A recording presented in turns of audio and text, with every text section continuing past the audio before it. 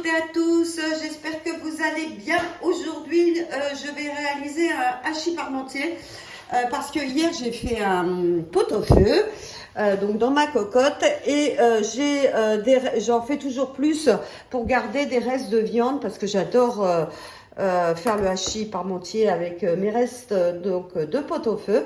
Alors déjà, je vais vous montrer tout mon reste là avec mes poireaux, mes carottes. Je vais le mixer dans le Thermomix pour me faire déjà une bonne soupe. Donc en fait, je vais mettre toute ma cocotte. Alors bien sûr, en faisant attention de ne pas dépasser les 2 litres. Donc pour réaliser donc ma soupe. Ça ne dépasse pas mes 2 litres. Donc là, je vais le déposer sur mon Thermomix. Je vais mettre mon couvercle et mon gobelet, bien sûr. Alors, mon gobelet.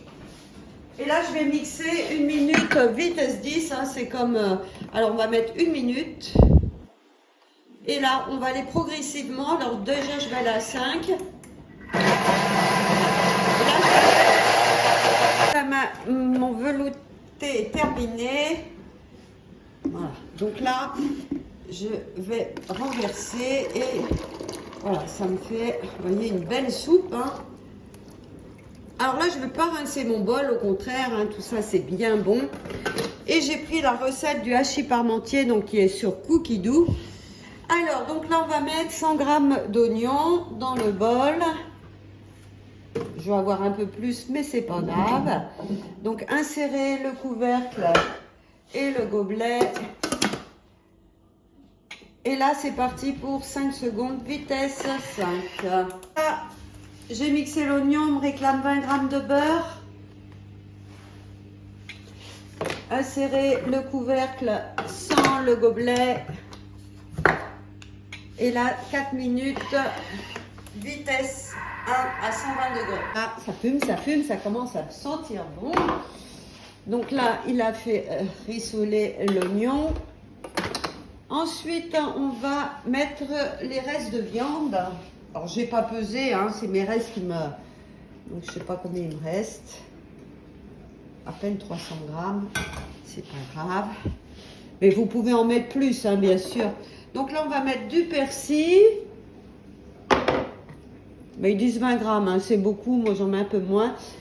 Du poivre. Voilà, je ne ressale pas parce que la viande est salée déjà par la cuisson. Alors, du madère, c'est facultatif. J'en mets pas. Alors, insérer le couvercle et le gobelet. Et là, on va mixer 15 secondes, vitesse 7. Je vous montre ce que ça fait. Donc voilà, j'ai mis ma viande dans mon plat. Alors, j'avais gardé quelques petites carottes qui me restaient du pot-au-feu pour mettre dessus. Comme ça, ça va faire un peu de purée, un peu de carottes. Je trouve que c'est sympa. Si vous n'avez pas de bœuf de pot-au-feu, de viande à pot-au-feu, hein, chez le boucher aussi, on trouve du bœuf cuit. Et ça fonctionne très très bien. Pareil, vous pouvez prendre des tranches de bœuf cuit et faire la même chose. Donc là, on va faire la purée, la fameuse purée. Insérer le fouet. Donc le fouet, vous le mettez entre... Alors, je n'ai pas nettoyé mon bol. Hein. Au contraire, ça va garder les bonnes saveurs. Donc, on met entre 2 lames et vous le tournez un petit peu pour le bloquer. D'accord? Après... Mettre des pommes de terre, alors des pommes de terre à purée, hein, des vieilles, hein, pas des pommes de terre nouvelles à chair ferme, ça ne fonctionne pas la purée, ok? Donc là, ils vous disent éplucher, couper en rondelles. Alors c'est mieux en rondelles, vous voyez, alors comme elles étaient grosses, je les ai coupées en 2 et après j'ai fait des rondelles plutôt que des carrés. Alors vous allez me dire pourquoi. Donc là, on va mettre le kilo, enfin il doit y en avoir un peu moins. Et moi, ça me suffit, hein, voilà. Donc, du lait. J'ai un petit peu moins de pommes de terre. Ben, je vais en mettre un peu moins de lait. Je vais mettre 300 g. Voilà, mais c'est pas grave. J'en retirerai un petit peu parce que j'aime pas quand la purée est liquide, moi. J'aime bien, donc je vais en retirer un petit peu. Là, c'est bon pour la cuisson. Donc là, on va mettre du sel.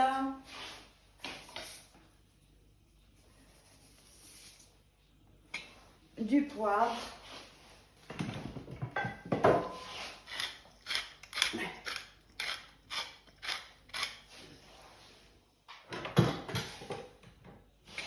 et insérer le couvercle sans le gobelet. Donc le gobelet, on va le remplacer par le panier cuisson vide hein, pour éviter les éclaboussures. Alors, moi, je le mets toujours. Voilà, d'accord.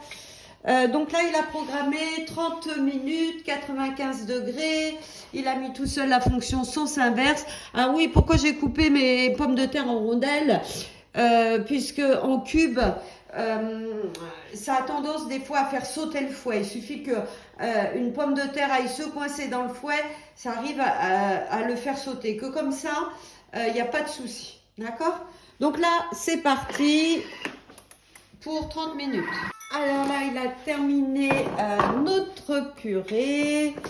Donc, peu avant la fin de la cuisson, préchauffer le four à 220, beurrer un plat à gratin. Donc là, on va mettre du beurre. Alors, je regarde juste. Ouais.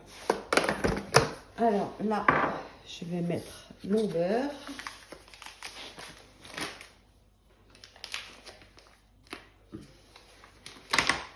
« 50 grammes, c'est un peu beaucoup. Je vais mettre ça, hop. Ensuite, je vais mettre un peu de muscade, moi. J'aime bien. Comme la purée, hop.